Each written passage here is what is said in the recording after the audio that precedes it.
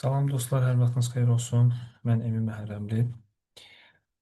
Xüsusilə data analitika sahəsinə yeni başlayanlar üçün bir video çəkmək qərarına gəldim. Bu video virtual təcrübə proqramı ilə bağlıdır. Hansı ki, yeni başlayan yoldaşlar təcrübə proqramları tapmaqda olduqca çətinlik çəkir. Hal-hazırda ölkəmizdə düzdür, müxtəlif banklar, müxtəlif şirkətlər təcrübə proqramları həyata keçirirlər. Sadəcə ora müraciətlər çox olur və bir çox yoldaş bu proqramlardan kənarda qalır. Bu səbəbdən düşündüm ki, müxtəlif tasklar ə, icra edilən, fərqli şirkətlər tərəfindən təqdim olunan təcrübə proqramlarını sizə çatdırım. Hansı ki, qaydalar necədir, nələr qazana biləcəksiniz, hansı tasklar var və s. haqqında məlumat verim.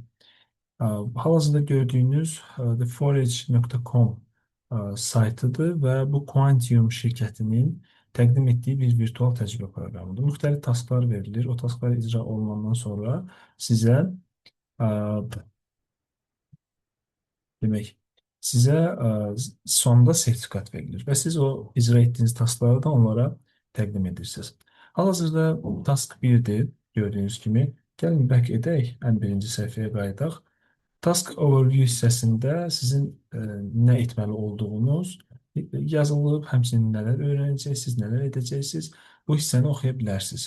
Detallı mən bunlara belə deyim, vaxt ayırmaq istəmirəm. Hər bir halda özünüz oxusaz, tam rahat başa düşəcəksiniz. Həmçinin burada video mesaj da var, həmin tasklarla bağlı. Next klik edək. Burada görürsünüz ki, taskın background məlumatı qeyd olunub. Hansı ki bir text tipli bir mesaj da burada görə bilərsiniz. Yenə next klik edək. Gəlirik, demək, artıq əsas hissəyə. Sizin taskınız buradadır. Bunu detallı şəkildə oxumağınız məsləhətdir. Əgər ingilis dilində çətinlik çəkirsinizsə, bunu translate edə bilərsiniz, Azərbaycan dilinə çevirə bilərsiniz və rahat şəkildə taskı başa düşə bilərsiniz. Aşağı hissədə resurslar, bir növ mənbələr paylaşılıb. Task 1-i icra etməyiniz üçün R lazımdır. Amma siz Python-dan da istifadə edə bilərsiniz. Həmçinin mən düşünürəm ki, Power BI, Tableau tipli toollar da istifadə edə bilərsiniz. Yekunda analitik bir tasklar olduğuna görə digər toollar da sizə kömək edəcək. Amma məsləhət olunan odur ki, R və ya Python-dan istifadə edəsiniz. R endirə bilməyiniz üçün burada link yerləşdirilib, həmçinin 2 Excel faylı var və son olaraq da həmin taskın həlli PDF-də sizə təqdim olunur. Düşünürəm ki, taskı icra edib, ondan sonra onun düzgün olub-olmadığını siz bu PDF-lə üzləşdirə bilərsiniz. Daha sonra müxtəlif definitionlar burada qeyd olunub, sizə yardımcı olacaq və bu taskı icra etdikdən sonra siz həmin kodları PDF-də save edib onlara təqdim edirsiniz bu hissədə, Selected File hissəsində. Sonra gəlir Task 2 hissəsinə. Burada da fərqli bir task var, olduqca maraqlı bir taskdır. Siz bu taskı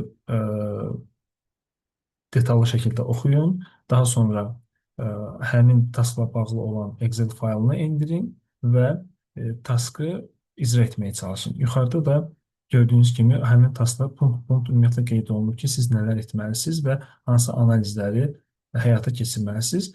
Task 1-də olduğu kimi burada da icra etdikdən sonra faylı təqdim etməlisiniz.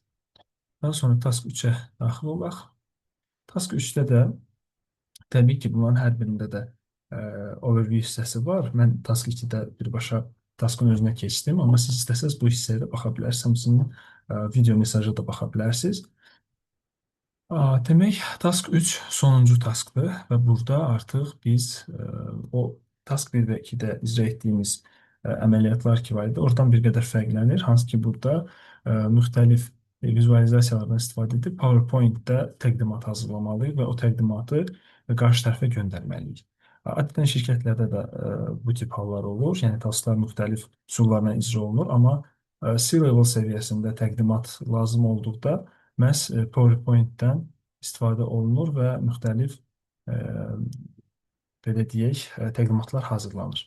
Burada da eyni qaydada davam ediblər. Daha sonra isə ən sonda finish line hissəsi gəlir. Məndə bunlar hal-hazırda deaktivdir, çünki o taskları mən indi icra etməmişəm.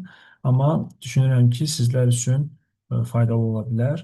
Hansı ki, portfolio yığmaqda çətinlik çəkən yoldaşlar məhz bu tip saytlardan, bu tip şirkətlərin təqdim etdiyi virtual təcrübə proqramlarından yararlana bilərlər. Növbəti videoda görüşənədək uğurlar.